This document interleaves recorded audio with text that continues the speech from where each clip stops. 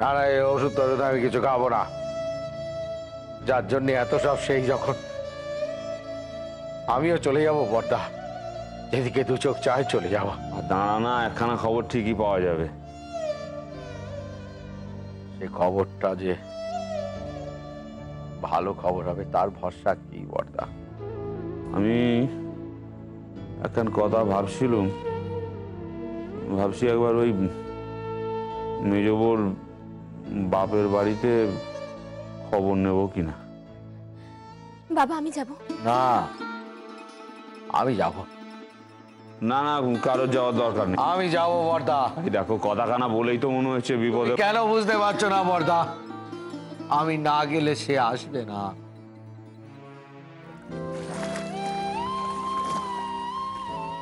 আসুন আসুন, এদিকে আসুন।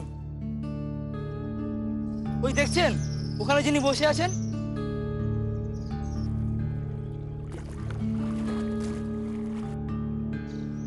কেউ নেই। জানি না বাবু, তবে দেখতে একদম মা ঠাকুরনের মতো। দুই একদিন এখানে দেখেছি, তাই আপনাকে।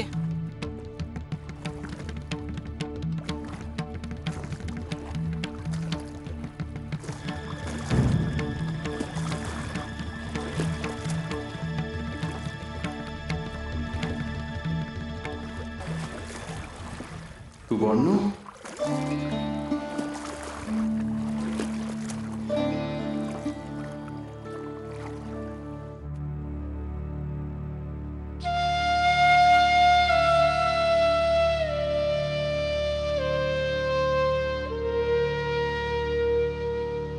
মেজবউ, মেজবউ,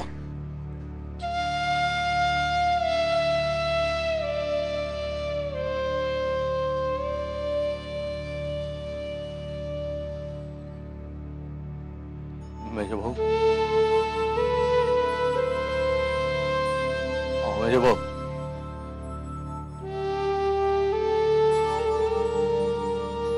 চলো ভেতরে, চলো ভেতরে, চলো মেজবউ, চলো।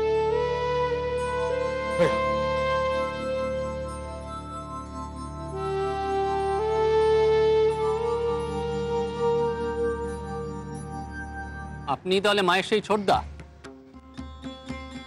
হ্যাঁ।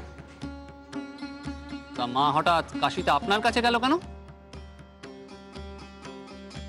তোমার মা আমার কাছে যাননি, উনি কাশিতে গিয়েছিলেন। এটা সম্পূর্ণ কাকতালীয়, তার সঙ্গে আমার দেখা হয়েছে। তার মানে আপনি কিছুই জানতেন না যে মা কাশি যাচ্ছে? আশ্চর্য। সত্যি আশ্চর্য। আমার গাড়ির সময় হয়ে এসেছে, যেতে হবে। আপনার খবর পাঠাতে এত দেরি হলো কেন? মাকে পেয়েই তো আপনার জানানো উচিত ছিল।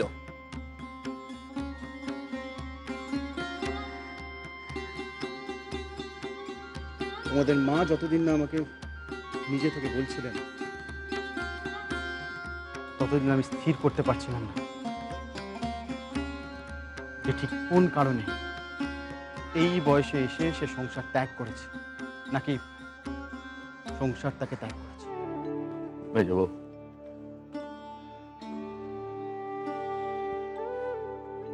তুমি জানো আমার কি করে দিন কেটেছে, কোথায় না খোঁজা হয়েছে,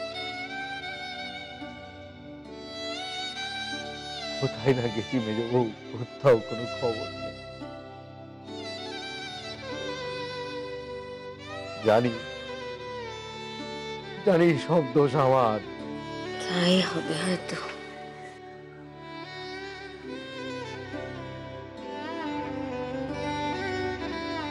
গোটা জীবনটা ভুল বোঝা হয়ে থেকে গেল বুঝি।